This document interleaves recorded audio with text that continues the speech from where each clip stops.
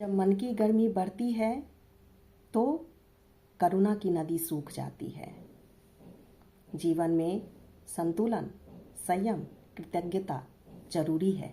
इसे बनाए रखना चाहिए। और कहते हैं अति सर्वत्र वर्जते। कहीं भी अति का उपयोग विनाश की ओर ले जाती है ना। आइए जानते हैं इस दोहे और कहानी से यह क्यों जरूरी है, हमें अति से क्यों बचना चाहिए। गर्मी के कारण हुई इतनी प्यास अधीर, सारी नदियां पी गई खुद ही अपना नीर। इसका भाव है कि जब मन में इच्छा, लालच असंतुलित हो जाती है तो व्यक्ति अपने ही स्रोत को नष्ट कर बैठता है और वह विनाश की ओर जाने लगता है। तो आइए सुनते हैं इस कहानी को। आनंदपुर नामक गांव के बीचों बीच एक सुंदर नदी बहती थी जिसका नाम था जीवन धारा। वह गांव की जिंदगी थी, जीवन थी, खुशियां थी। उस घाट के किनारे बच्चों की किलकारियां गूंजती थी। औरतें बैठकर अपने सुख दुख को बांटती थीं। किसान उसमें अपने सपनों के बीज बोते थे। उसी जगह एक बार गांव का विकास हुआ। गांव में बड़ी बड़ी मशीनें लग गईं, बड़े बड़े खेतों का निर्माण होने लगा। तो उस नदी का उपयोग बढ़ गया। कोई उसमें पानी के लिए मोटर रख लिए, कोई बांध बना लिया, तो कोई धन कमाने के लिए उस पानी को सप्लाई करने लगा, बेचने लगा। धीरे धीरे नदी सिर्फ देना जान रही थी, बिना रुके, बिना थके।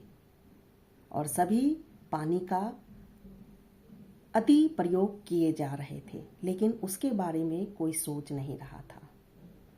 धीरे धीरे नदी सूखने लगी। उसके तलहटी में कीचड़ बैठने लगा। एक बार बच्चे खेल रहे थे। उसी बच्चे के झुंड में एक गौरी बच्ची थी, बहुत छोटी थी, 6-7 साल की। वह जब नदी को देखी तो वह अपनी माँ से कहती है कि माँ, नदी चुप क्यों है? वह तो पहले गाती थी। उसकी माँ के आंखों में आंसू आ गया। वाकई जब वो नदी की ओर देखी तो देखी नदी का तल दिख रहा था।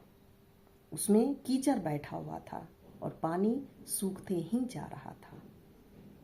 यह बातें पंचायत तक पहुंची।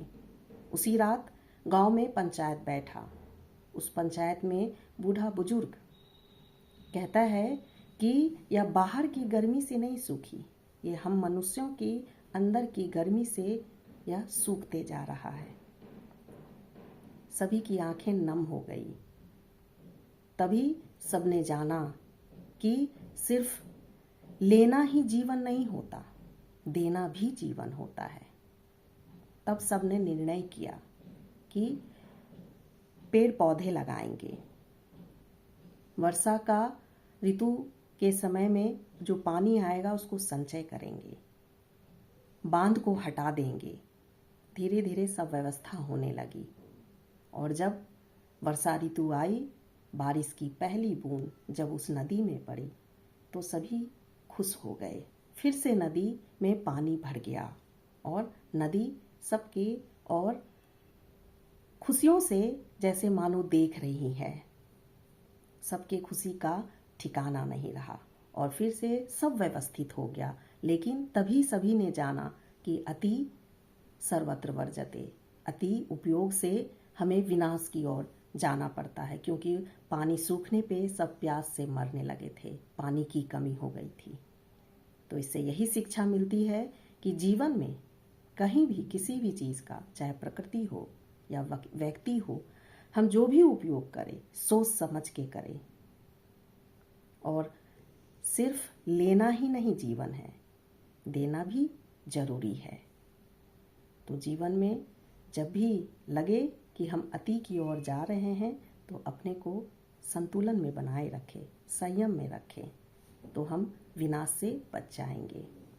और अगर हम सभी बचे रहेंगे, प्रकृति को बचाए रखेंगे, तो आगे की पीढ़ी भी यह देखकर सीखेंगी, है ना। ओम शांति।